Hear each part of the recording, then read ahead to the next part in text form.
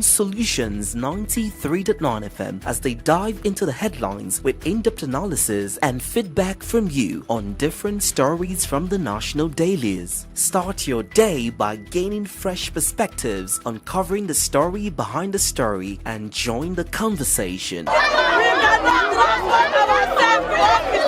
Because your voice matters. From the dailies, the conversation never stops.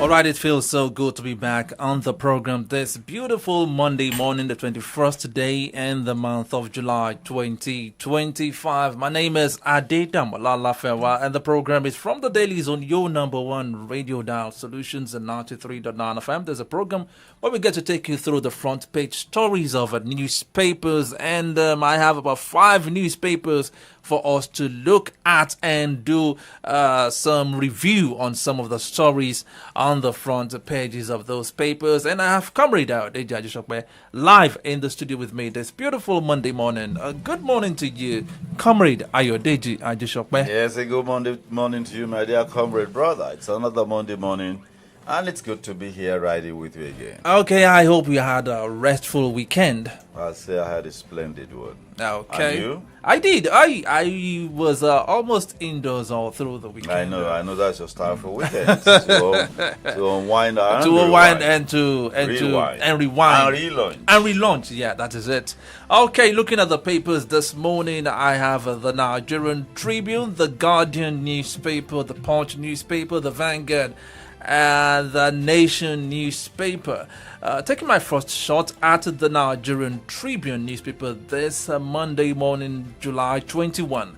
Tinubu Bakari revealed Awujale's role in June 12 formation of APC.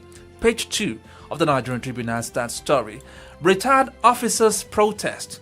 Ensure peaceful conduct. Security. IGP tells CPs, that is police commissioners. I mean, isn't that heartbreaking when retired police officers are about to go on protest to demand their non-payment of their entitlement and pension? It's saddening. It is saddening. Over the weekend, I've heard, retired police officers, not just policemen. I've listened to a commissioner of police. In fact, Fatah Osheni, the special advisor on security in Oyo State, said as a compo. I think that's a generous rank. It starts from there. He earns only 70,000 naira per month. I mean, at the rank of, And then another man who I know very, very well told me that. He sent me a message yesterday. He said, because I sent something about the police. Yes. He said he almost regrets serving Nigeria for those that. Can you imagine? My heart almost broke. That is heartbreaking. My heart almost broke. Okay, moving away from that story, we'll still come back to that story if time permits us on the program this morning. Tough choices for CBN over interest rates. Page 7 of the Nigerian Tribune has that story. Withdraw threat. Apologize to Obi. Falana tells Edo governor. Okpeolo says security protocols must be followed.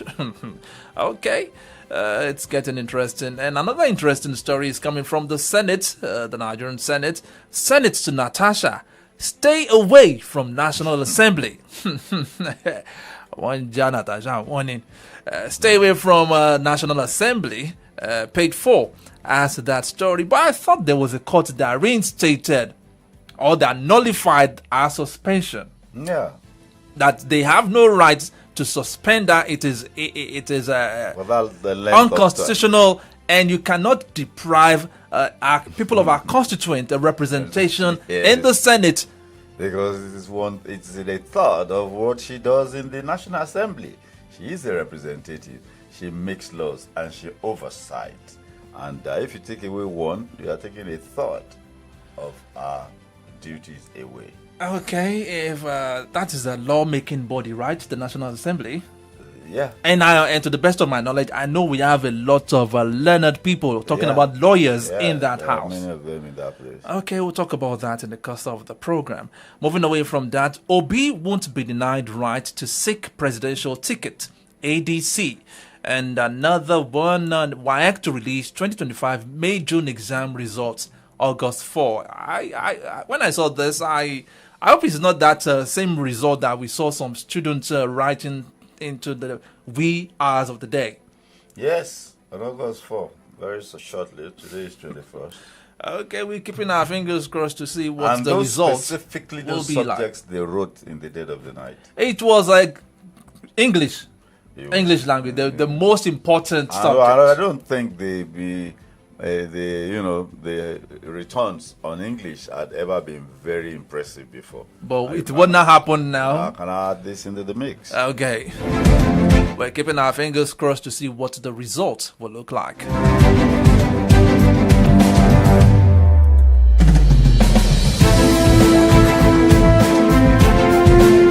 Moving away from the Nigerian Tribune, taking a look at the Punch newspaper now. The biggest story says a race to 2027. PDP's flag bearer battle begins after Atiku's exit. It is an open run. It's an open battle, certainly. Okay, I and will save the generation of some, interesting, outcomes. okay, looking at the riders zoning consensus strategy top Thursday's PDP's neck agenda. Makinde, Bala, I ticket. Interesting. Okay, Awujale's blessings paved way for my 2023 victory. Tinubu, okay, he made a statement at the 8th-day Fidal prayers held in honor of the late Awujale of Ijebuland, Oba Sikiru Kayode Adetono. And still talking about the Senate here, that story that has to do with Natasha is on the front page of the Punch newspaper. You said? It's another paper. Another paper now, yeah. It says National Assembly showdown. Senate draws battle lines over Natasha's return. Okay, page 8 of the Punch has that story. And this is a sad one. Doctors to begin nationwide strike Thursday. And still talking health issue here. Nigerians spent over $3.6 billion annually on foreign health care under Buhari. Page 31 of the Punch newspaper. And there was a news that went viral yesterday that the immediate past chairman of the All Progressives Congress, APC, Abdullahi Ganduje, is critically ill, and he had been rushed to a hospital. Where? Guess where? London again. Yeah, that's the second home. The second home. Yeah. For who? You and I. I mean, the former president that died, that have always been a patient in that clinic. Abdusalami Abubakar, that was sick, former head of state, was that's where he went to get And his. that is the biggest network of private hospitals in London. And interestingly, And it must Abdullahi Ganduje was a two-time governor of Kano State. Yeah. He spent 8 solid years. I mean, when these people are in office, you begin to wonder, why can't they put in place strong health facilities in the country? Look, it doesn't have to. I mean, you make the primary health. The care- money is there to execute this project. the primary health care system. I mean, there are so many of them around. So none of our leaders can even boast beat their chest that, okay, when I'm ill, take me to UCH or any of these, our local I asked hospitals. the doctor just about a week ago. We're talking about some equipment. And I mentioned a particular equipment, and he raised his head up and I said, there are only 2 in Nigeria. And that tells what this report It's a saying. functional. Now, looking at this report saying that Nigerians spent over $3.6 billion annually on foreign health care under Buhari alone. Buhari spent 8 years. So spending $3.6 billion dollars annually by Nigerians on foreign medical trips. Okay, we'll talk about this in the course of the program. Okay, it's 9:44 on Solutions and 939 FM. Let's go straight to the stories proper. I would have loved to read some of the other paper, but let me just quickly run through them. The Vanguard has it: why Obi El-Rufai are yet to join ADC. Bolaji Abdullahi: defection, Adeleke's negotiation hits brick wall. APC source. That is from the Vanguard newspaper. He's eyeing ADC too. He's eyeing ADC. Oh, okay. I mean, after the APC brick wall. But definitely they won't do that. They're not going to do that. Okay. Another one from the front page of the Nation newspaper: states slow down on loans following rise in revenue. Stating that more revenue is coming into the coffers of the state government, so they are no longer opting for loan. Okay, except those who are going for huge development, programs, infrastructures. Okay, let's talk about this now. We're starting from the 8th day Fidal prayers held in honor of late Awujale of Ijebuland, Oba Sikiru Kayode Adetono. Now, the president was there yesterday and he addressed the gathering. He made a lot of statements there. He talked about the important roles played by the late Oba towards the actualization of the June 12, 1993 election. He talked about his contribution, the Oba's contribution to the victory of the APC and to his emergence as a president. And he also went further and said that the Oba indeed predicted a second term. Let's listen to Mr. President at the 8th day Fidal prayers held in honor of late Awujale of Ijebuland. Rajim. Bismillahirrahmanirrahim. May the soul of our father rest in peace. May the blessing of Allah be on all of you. Today marks a very great day in the history of our nation, and particularly the history of our race, the Yoruba race.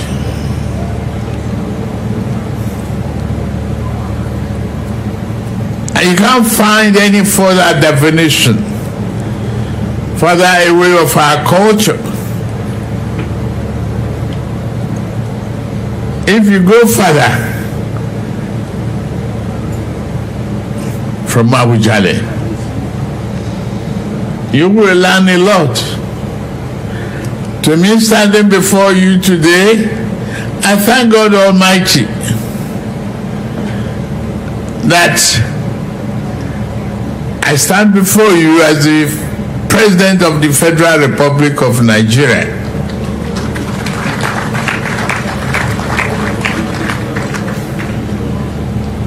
Our history would not have been completed carefully and richly if I had failed the last election.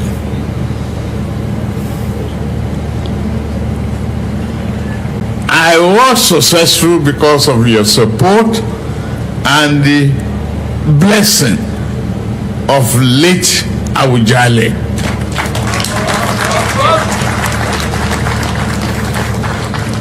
I came to him, he blessed me. And he said, you will win that election.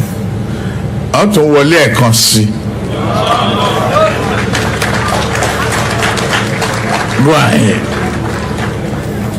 Today is no more.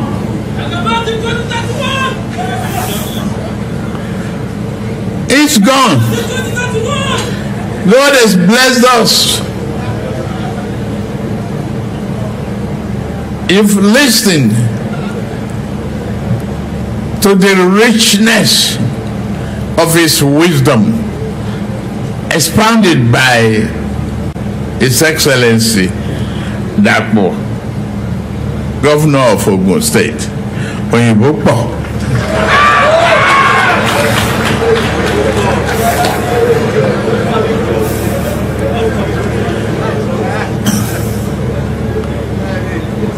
Well, I won't bring out its other title.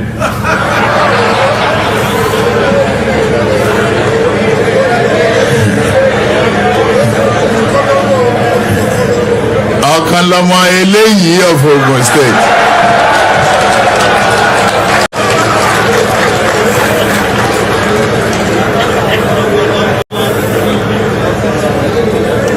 Well, at this stage, I must mention clearly how much I thank you for taking care of our father.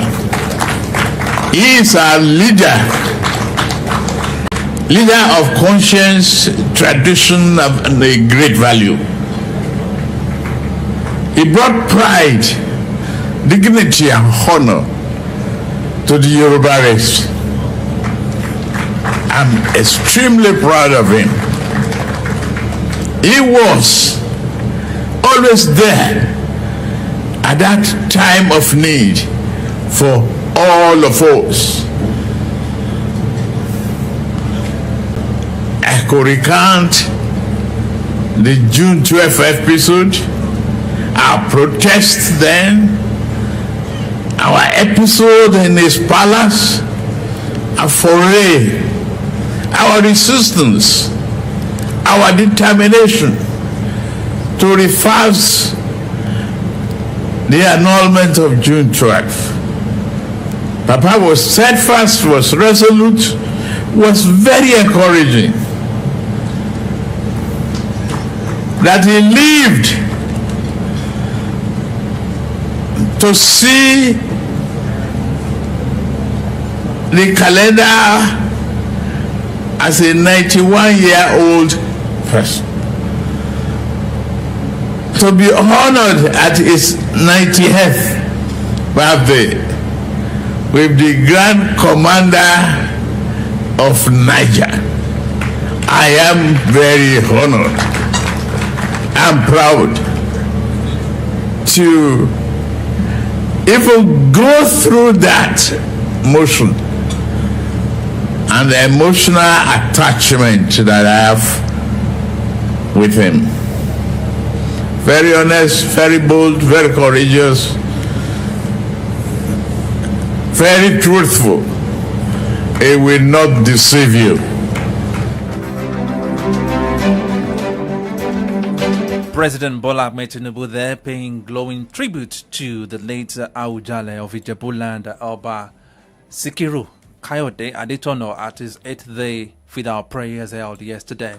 In his honor, okay, what do you make out of those glowing tributes, putting all the roles he played in June 12, how he prayed for him to win the election, and he predicted his second term victory too, and the likes?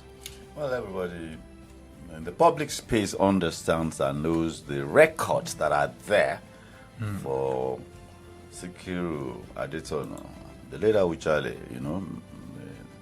the June 12 saga, how he was host to the resistance people a couple of times in his palace, his support for the June 12 protesters.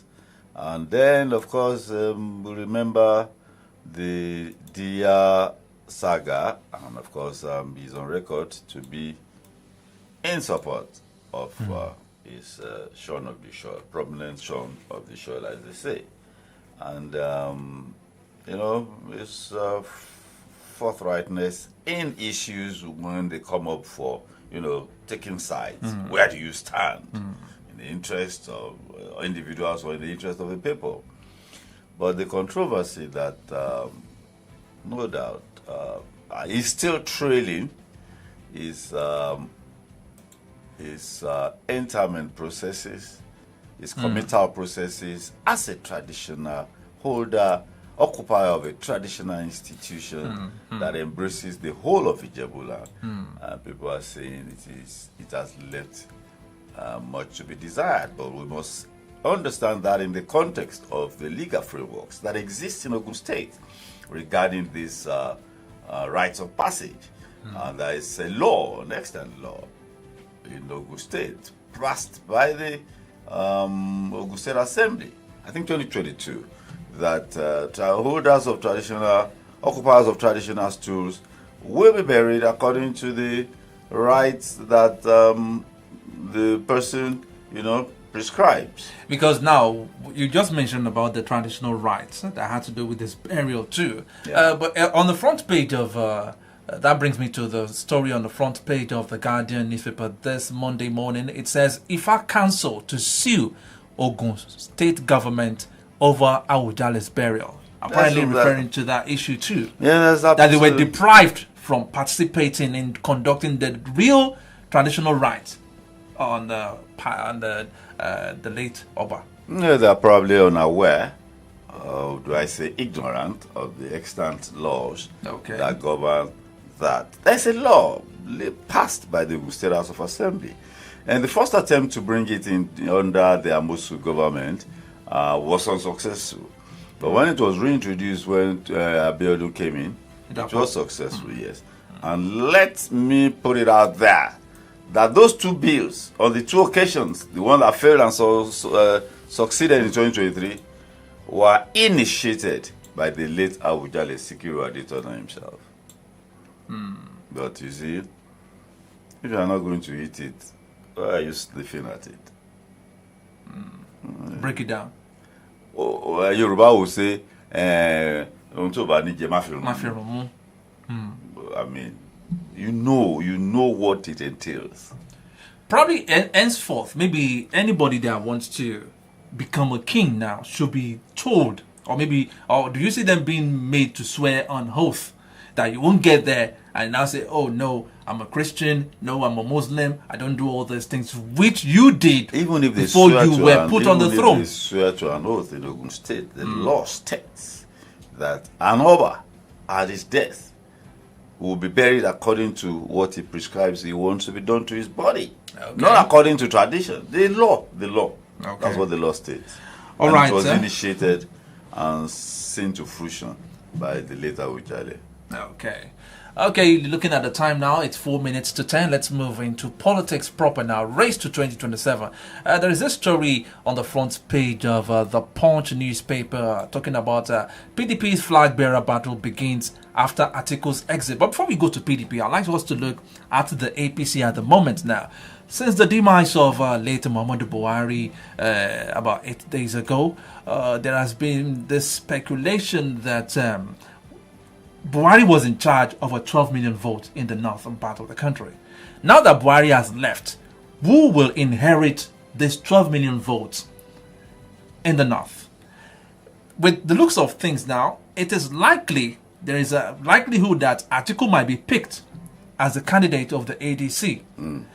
Do you see Bola Ahmed Tinubu being able to match Atiku's strength in the north, being a northerner on the platform of ADC, and Bola Ahmed Tinubu, a southerner on the platform of the APC, looking at bringing this question, who inherits the 12 million votes? But before you answer that question, there was a professor who was an associate of late Muhammadu Buhari, Professor Kilani Muhammad. He spoke extensively saying that Tinubu doesn't stand a chance in the north as we speak.